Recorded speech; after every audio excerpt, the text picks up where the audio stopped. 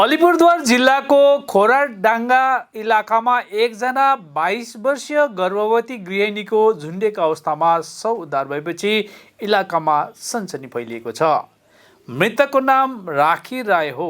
प्राप्त जानकारी अनुसार आज बिहान गृहिणीको लोग्नेले कामाख्यागढी आउटपोस्ट पुलिसलाई कुमारग्राम ब्लकको खोराडाङ्गा इलाकामा एकजना गृहिणीले फाँसी लगाएर आत्महत्या गरेको सूचना दिए।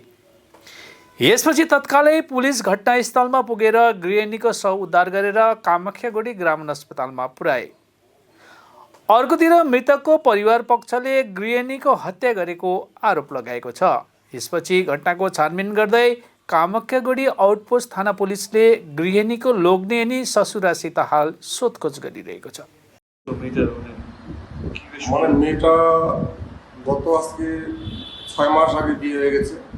বিয়ে হওয়ার পরে প্রেগনেন্ট 4 মাসের। তো 3-4 দিন আগে তাকে ডাক্তার দেখানো হয়ে গেছে, ওই গাইনো ডাক্তার দেখানোর পরে গতকালকে রাত্রে আমাদের বাড়ি চাপানি হল তারে দাদার বৌদি ওনাকে ডাক্তার দেখে বাড়িতে পৌঁছে দিয়ে আসছে। কোথায় বাড়ি? মেয়েটার বাড়ি হচ্ছে চাপানি হল। বিবাহ সত্ত্বেও তার বিয়ে হয়েছে খোয়ারডাঙ্গা। ছেলের নাম বলতে পারছি না, আমি মনে নেই আমার এখন।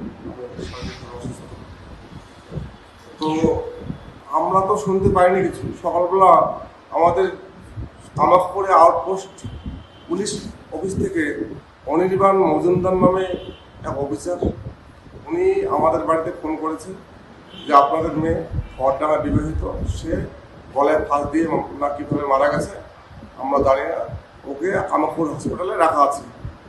সেই মোতাবেক আমরা সবাই অসুস্থতার মধ্য দিয়ে আমরা প্রথমে কামাখ্যাগড়ি আউটপোস্টে আসি এবং অফিসার আমাদেরকে নিয়ে আসে এই